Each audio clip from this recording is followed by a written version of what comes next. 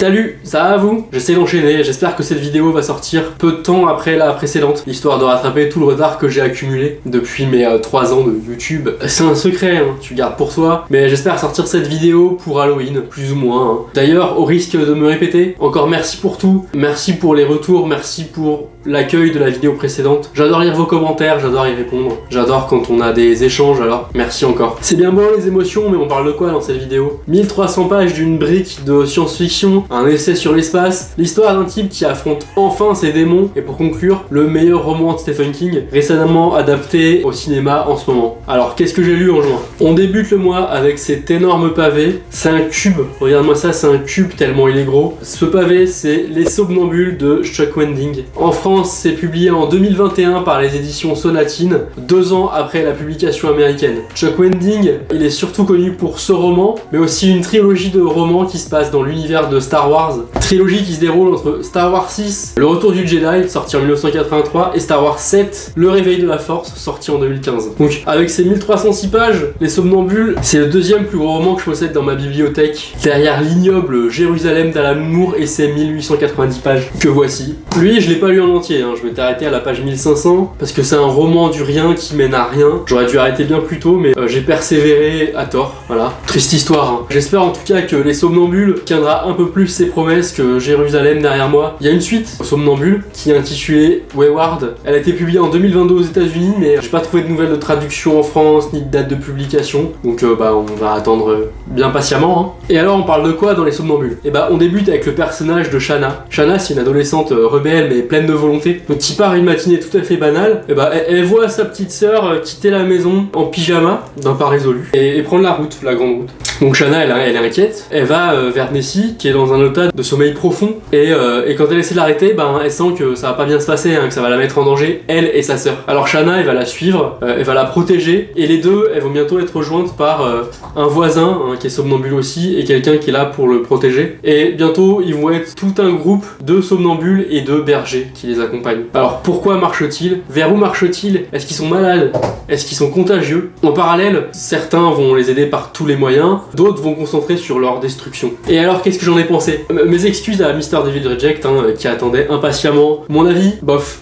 Voilà, j'aurais voulu aimer le roman plus que ce simple bof, et c'était vraiment le cas dans sa première partie. Hein. Le contexte, il prend du temps à s'installer. On suit le groupe de somnambules au travers des États-Unis sans vraiment savoir pourquoi ni comment. Et en fait, c'était vraiment cool. Il y a ces marcheurs, ils sont nimbés de mystère. On en sait plus vraiment petit à petit. Sauf qu'avec 1300 pages, tu te doutes bien qu'on fait pas que suivre le groupe. Du coup, Chuck Wendig, l'auteur, il s'en éloigne un peu. Il va voir d'autres personnages qui sont impactés par ce qui se passe. Il développe des arcs narratifs, mais qui sont, à mon sentiment, pas franchement nécessaires. Avec des personnages qui sont un peu stéréotypés et qui, en fin de compte, n'apportent pas grand chose au récit, à part l'étaler en longueur. À mes yeux, le roman, il devient rapidement un fourre-tout des poncifs de l'anticipation, ce qui est un peu nécessaire peut-être pour tenir 1300 pages, mais c'est bien trop. On aura l'intelligence artificielle, la pandémie, le terrorisme intérieur. Et si quelques sujets fonctionnent bien, notamment la survie du groupe, la poursuite des somnambules, je suis beaucoup moins convaincu par le traitement par exemple de l'intelligence artificielle et de sa nécessité dans le récit qui apporte une vraie lourdeur. J'ai dû faire des pauses, mais je suis convaincu que si tu supprimes 500 pages, t'as un roman génial. Mais là, je l'ai ressenti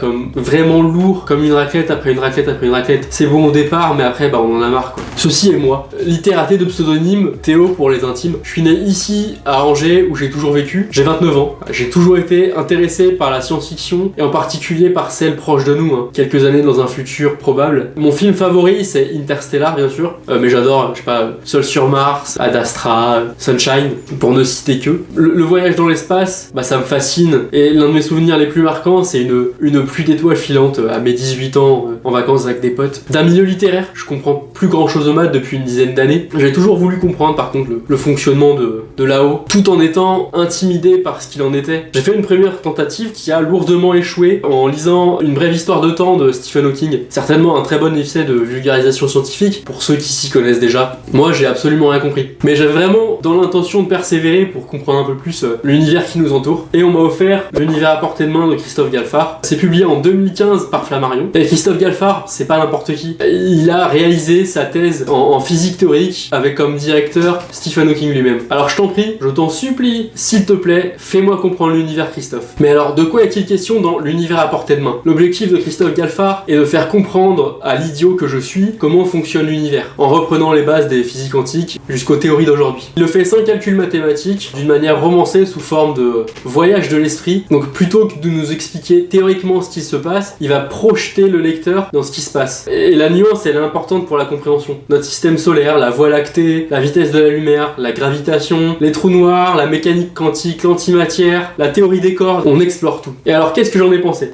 J'ai évidemment adoré. Le livre a fonctionné là où Une brève histoire de temps avait échoué pour moi. J'ai pas tout saisi, surtout quand on part dans les délires de protons, de neutrons, de l'infiniment petit, de tout le bazar. Mais globalement, j'en ressors un peu plus conscient du fonctionnement de l'univers, et c'était surtout ça que je cherchais. Un peu plus conscient de ma place dans tout ça aussi, qui est infinistimal. C'est un peu cliché de dire ça, mais je suis une poussière, vous êtes des poussières, on est tous des poussières. Et prendre conscience de ça au moment où je lisais le bouquin, il y a eu une réaction assez stressante, c'est flippant en fait, c'est flippant. Qu'est-ce que je raconte? C'est flippant. Mais le bouquin est si fluide et si compréhensible que je pense que tout le monde devrait le lire pour comprendre notre place dans l'univers, pour être un peu plus conscient de qui on est, de ce qui se passe, de ce qu'on fait. J'ai vraiment la sensation que c'est le bouquin le plus important que j'ai lu, et je manquerai pas de le relire encore et encore, anxieux de la signification des théories qu'il comporte. C'est évidemment ma recommandation du mois, et c'est un énorme coup de cœur. Ensuite, j'ai lu Le Lâche de Jared McGuinness. Donc Le Lâche, c'est publié en 2021 aux États-Unis et l'année d'après en France, aux éditions Métaillé. C'est le premier roman de l'auteur qui a remporté quelques prix pour ce bouquin, dont le prix du meilleur roman étranger 2022 en France. Pour un petit contexte historique, alors qu'il était étudiant au Texas, Jared McGuinness a eu un accident de voiture alors qu'il avait 20 ans, qui a provoqué une lésion de la moelle épinière, entraînant une paraplégie et la perte de l'usage de ses jambes. Non pas que ce soit un gage de qualité, mais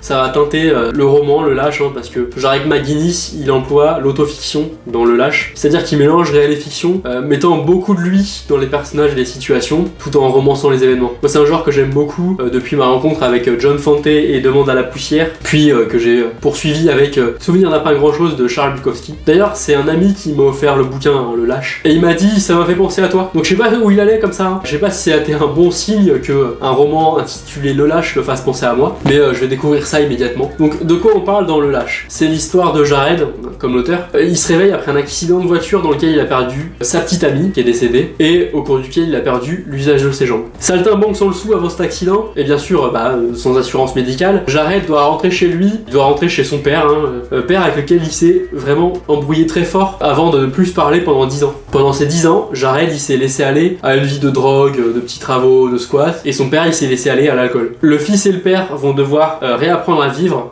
ensemble, à exorciser leurs démons et à se pardonner l'un l'autre. Et alors qu'est-ce que j'ai pensé du roman? J'ai adoré. J'ai adoré bien sûr. Le synopsis est très simple mais le roman est très touchant. Le cœur du roman c'est vraiment cette relation père-fils autour du deuil. Ça m'a chopé très fort, très clairement. Le roman est construit dans une alternance entre présent et passé afin de combler les 10 ans que Jared a passé loin de son père. Et je trouve que ce parti pris narratif, il apporte une vraie plus-value au roman à un personnage qui a du mal à affronter ses responsabilités et qui essaie d'éviter d'y penser. Et du coup qui va vraiment y penser au fur et à mesure. S'il est tout le temps touchant, le roman n'en oublie pas d'être drôle et j'ai honnêtement ri plusieurs fois. Je me suis identifié très facilement au personnage de Jared et en ce sens le roman m'a fait beaucoup réfléchir sur moi et sur ma manière de voir les choses et sur ma manière d'affronter mes problèmes. Bref, c'était un peu triste, très doux et j'ai bien évidemment beaucoup aimé. Pour en finir avec ce mois de juin qui s'avère être mon meilleur mois de lecture depuis que je fais vraiment attention à ce que je lis, une note moyenne de 8,8 sur 10 pour les bouquins que j'ai lus, exceptionnel. J'ai lu Marche ou crève de Stephen King. Marche ou crève, c'est publié en 1989 en France par Albin Michel, 10 ans après la publication américaine. Le bouquin il a une histoire intéressante, Sans surprise, puisqu'on en parlait dans mon top 25 des meilleurs romans de Stephen King, celui-ci figure à la première place, mais c'est aussi le premier roman que Stephen King a écrit vers 1966-1967, alors qu'il a que 20 ans et qu'il est étudiant. Le premier roman publié Stephen King, c'est Carrie en 1974, parce que Marche ou crève, il a été refusé un grand nombre de fois avant de trouver quelqu'un pour le publier. Le roman, il est désigné parmi les 100 meilleurs romans pour adolescents écrits entre 66 et 2000 par l'American Library Association.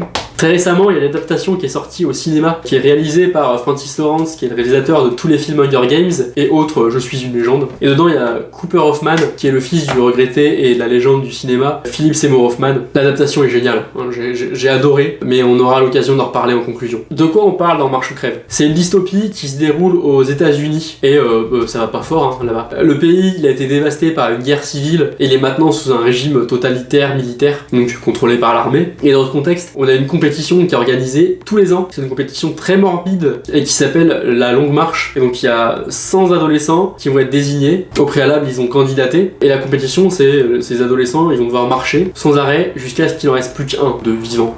Celui-ci verra son vœu le plus cher exaucé et son compte en banque rempli à millions. Les règles, elles sont simples. Les garçons doivent marcher à plus de 6 km/h. Et s'il y en a un qui descend en dessous, il se prend un avertissement. Au bout de 3 avertissements, c'est une balle dans la tête. Le repos, c'est la mort. Dans ce contexte, on va suivre Ray Garati, le personnage principal, et les amis et ennemis qu'il se fait pendant cette course morbide et infernale. Et alors, qu'est-ce que j'ai pensé de Marche ou Crève? Eh bah, j'ai bien évidemment adoré. Il est top 3 de mes romans favoris, derrière La Horde du Contrevent d'Alain Damasio et Gagner la guerre de Jean-Philippe Jarowski. On marche avec les adolescents, on est avec eux et ils s'ouvrent à nous, leurs peurs, leurs espoirs, leurs envies, leurs déceptions. On s'identifie à eux et ça rend leur mort d'autant plus déchirante. Parce que 99 d'entre eux vont mourir. La violence, elle est choquante, elle est crue, mais elle est nécessaire. Et d'autant plus impactante qu'on est avec des amis. Ces types, ce sont des potes qu'on voit mourir, ce sont des potes que Garati voit mourir, et parfois c'est vraiment avec les idées les plus simples qu'on fait les meilleurs bouquins.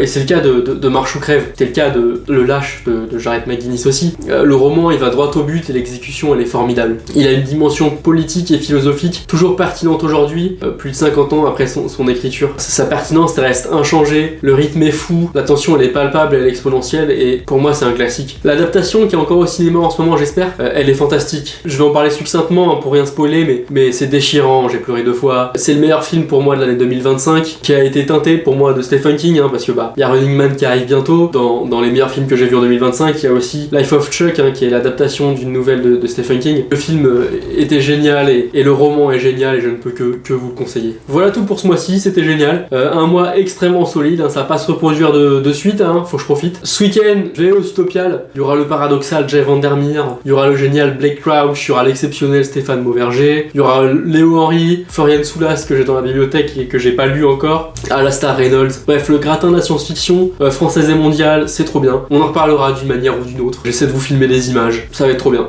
Mais sinon, on lit quoi le mois prochain? James Ellroy qui déçoit, la suite de Wayward Pines, bof bof, un superbe roman de Sandrine Collette et enfin Ryan Gosling dans l'espace. Alors au mois prochain, salut!